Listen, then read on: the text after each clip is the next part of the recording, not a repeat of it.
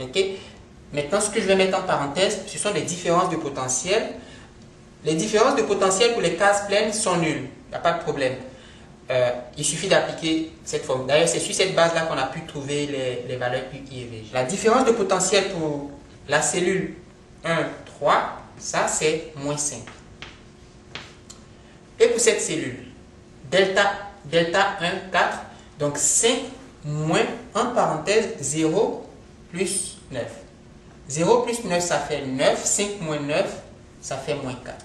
Et puis, j'ai 4 moins 0 plus 8, ça fait 8. 4 moins 8, ça fait moins 4. Et puis, j'ai 0 moins, en parenthèse, 0 plus 0, ça fait 0. Et puis là, j'ai 5 moins, en parenthèse, donc là, j'ai 5 moins, en parenthèse, moins 3 plus 1.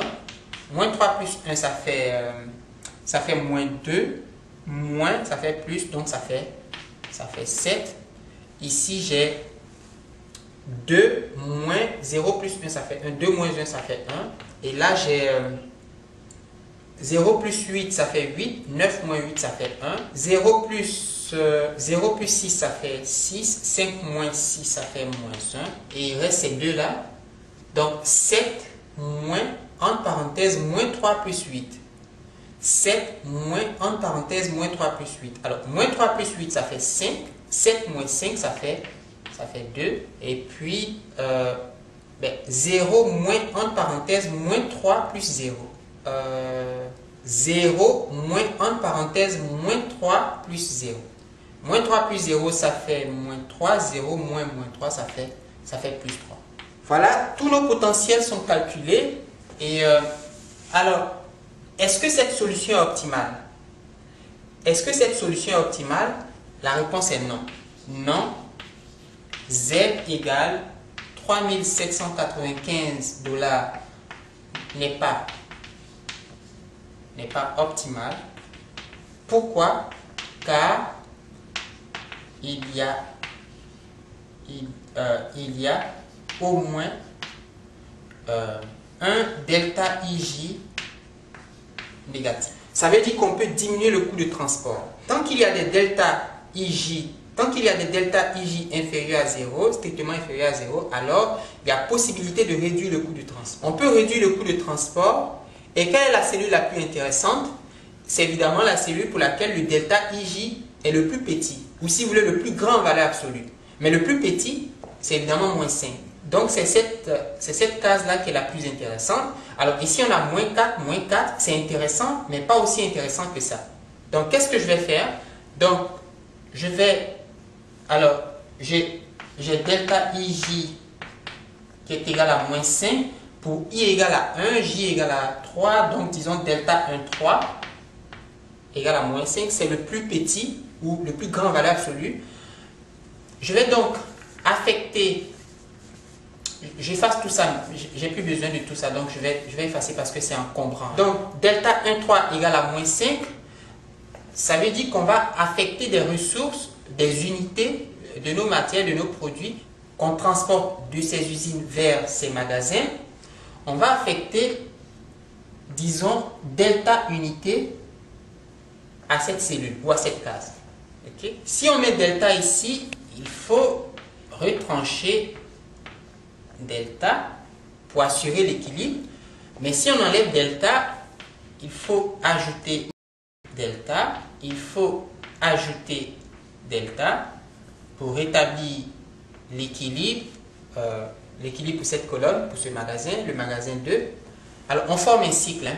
Voilà le cycle, comme ça, comme ça, comme ça, comme ça. Quelle valeur choisir pour delta?